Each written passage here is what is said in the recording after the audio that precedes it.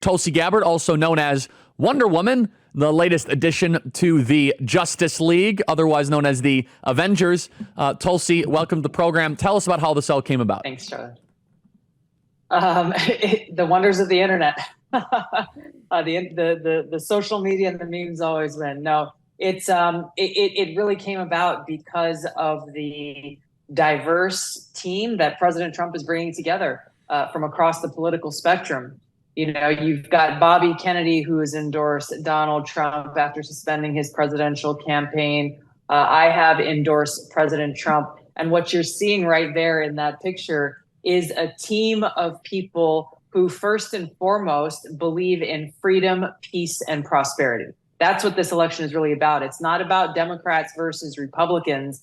It's about Americans who truly love our country and cherish peace and freedom, and recognizing that there's a very clear contrast in choice in this election between these two candidates. In Donald Trump, who has talked about his commitment to freedom, peace, and prosperity, his commitment to ending these unnecessary and costly wars of choice. He understands that we cannot be prosperous unless we are at peace, and his commitment to the Constitution and freedom, versus Kamala Harris, who stands for the exact opposite. She has led an increasingly tyrannical government that undermines our fundamental rights and freedoms at every turn. They have led this brazen mission of political retaliation, their biggest target being Donald Trump, but not limited to him. They have come after me, most recently putting me on a secret domestic terror watch list. They have gone after journalists like Matt Taibbi, weaponizing the IRS. The list is very, very long. They are an increasingly tyrannical government, one that has us embroiled in multiple wars around the world and closer to the brink of nuclear war than ever before, and one that has, over the last 3.5 years, caused incredible economic hardship for the American people. The contrast couldn't be greater. We are excited to invite Americans, whether you're a Democrat, Republican, Independent, whatever your political persuasion is, if you value freedom and you love our country, come and join the team. I love it. And honestly, thank you for your bravery and your courage, because Tulsi, a couple of years ago, you were running for president as a Democrat, co-chair of the DNC, and now embracing and endorsing Donald Trump with disagreements. And by the way, I love disagreements. I think that's what makes politics fun. I think that's part of what a free society is all about, is that we don't agree with everything. And that way you can actually come to the best conclusion. Can you speak about that? How the right has now become the place of intellectual discourse and of Socratic dialogue, and the left is top-down, quasi-Stalinistic Politburo politics. Tulsi Gabbard. Well said, Charlie. This is one of the main reasons why I left the Democratic Party after being a Democrat for over 20 years, was because when I was 21 years old in Hawaii and I was thinking about which party I most aligned with or which party's values I was most drawn to, I joined the Democratic Party at that time because it was still a party that celebrated being a big tent party, that welcomed people from all different views and backgrounds and ideas, and supported this vibrant open marketplace of dialogue and debate. It was a party that fought for the little guy. It was a party that welcomed people who stood up and called for peace and an end to these stupid wars of choice. It was the party of President John F. Kennedy and Martin Luther King, and I identified with those values and was drawn to the party because of that. I left the Democratic Party because the Democrat Party of today stands for the exact opposite of every one of those things that drew me to become a Democrat in the first place.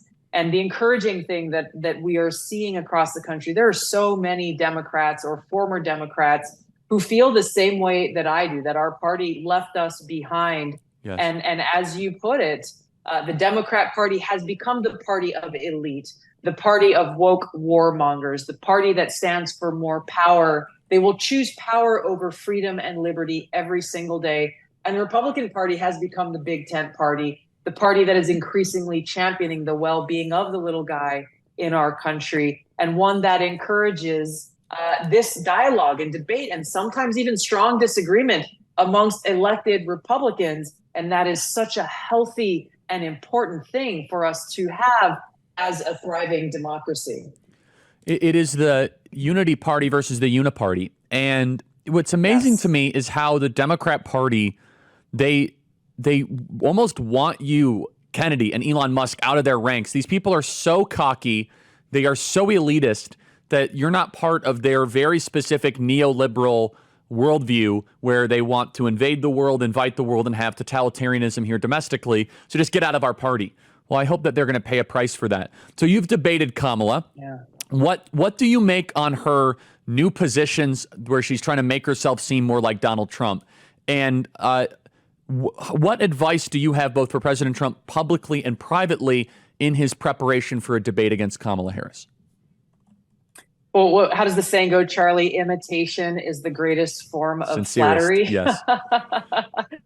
That's right. So the fact that Kamala Harris is now adopting these policies, apparently she says she stands for freedom and she wants to build a wall and secure our border.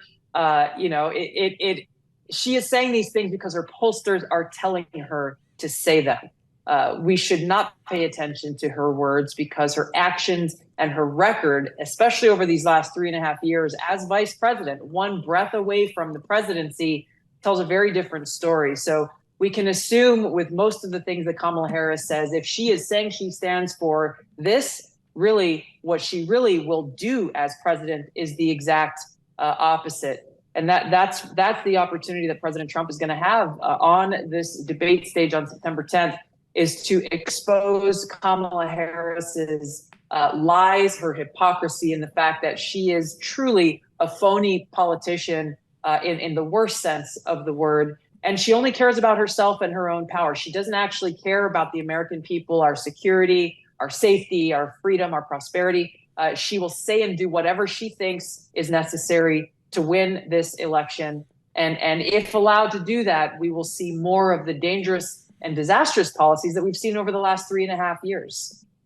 So from a framing, do you think President Trump should embrace a more policy framing, or kind of do what you just did and say that you don't believe anything, you flip-flop, you're all over the place, or should it just be strictly about policy? Should he be willing to say that you're an inauthentic person that nobody voted for, which is a little more dangerous but could be effective?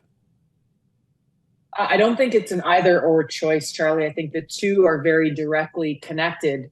And you look at the interaction I had with her on that debate stage in 2019. I confronted her with her record, which was about very real policies, yes. But in doing so, exposed her hypocrisy, exposed her lies, and exposed the fact that what does she really believe in? She had no comeback. She couldn't even justify a record that she claims to have been proud of. And this is, again, the opportunity for President Trump to expose her deeply flawed character, the fact that she is fake, she doesn't care about the American people, and she will do whatever she thinks she needs to get elected by exposing her hypocrisy with her record. I think he'll be able to accomplish both of those things on a factual basis.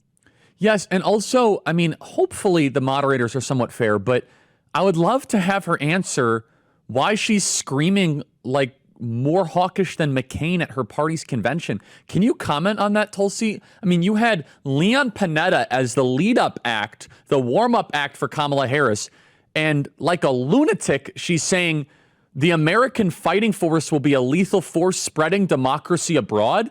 I mean, is this George W. Bush or Kamala Harris? This points again to the contrast between the team of people that President Trump is assembling, yes. People who come from different political backgrounds, but who are completely aligned in this cause of freedom, in this cause of the pursuit of peace, recognizing that war should be a last resort. And this includes Democrats and independents and, of course, Republicans. Whereas you look at Kamala Harris, she is a complete war hawk. She is a complete warmonger, a disciple of the queen of warmongers and Hillary Clinton herself. And the few Republicans that they gathered on that stage at the Democratic convention were more of the neocon war hawks and warmongers from Washington, people like Adam Kinzinger and others. So again, this is not about Democrats versus Republicans. This is about a president who values the lives of every one of our servicemen and women, and who understands the seriousness of the responsibility of serving as commander in chief, willing to do what is necessary, whether that means going and meeting Kim Jong-un in the pursuit of peace or working with allies and partners and friends. That is not something Kamala Harris is willing to do. She criticized President Trump for having the courage to go and have that conversation and conduct those negotiations. She is being controlled by the national security state, the deep state, the military-industrial complex, once again, which told her to say those things on that debate stage, showing us all who she really is controlled by and who've been controlling Joe Biden and this White House over these last 3.5 years. Are you still part of the not part of, but are you still being targeted by the Quiet Skies program with that SSSS on your boarding pass every time you fly? Last I heard, the targeting package was still operational under this secret domestic terror watch list called Quiet Skies. I travel a lot. The last flight, I did not get the SSSS. The flight before that, I did. How they do this, they don't ever tell anybody, but I do know that several committees in Congress, including Jim Jordan's Select Committee on the Weaponization of the Government, they are actively investigating this and calling in leaders from the TSA to come and answer questions. I hope that they take this public and call these leaders onto the carpet to provide some transparency about this secret domestic terror watch list that I'm sure is just one of many that's targeting everyday Americans and being used as a tool for political retaliation by the Harris-Biden administration. So I've got Jay Sekulow and the ACLJ. They are pursuing legal action at this stage. We have filed FOIA requests to try to ensure they turn over whatever evidence and documentation they have, and then we will continue on from there. So Tulsi, this is a little wonkier argument, but I think it's really important for smarter Democrats and independents that care about, quote, democracy. Can you comment on how the Party of Democracy, in a obviously coordinated way, went out of their way to try to remove RFK from the ballot, to sue every way, and Republicans didn't really do that? Isn't the whole idea of democracy is you can vote for whatever candidate of your choosing, not just vote for the Democrat? That's absolutely true, Charlie. And this is once again why everything that Kamala Harris and the Democrats and the propaganda media who were doing her work for her, what they say is the complete opposite of what's actually happening. We talked about how she says she's for freedom as she's undermining our freedom.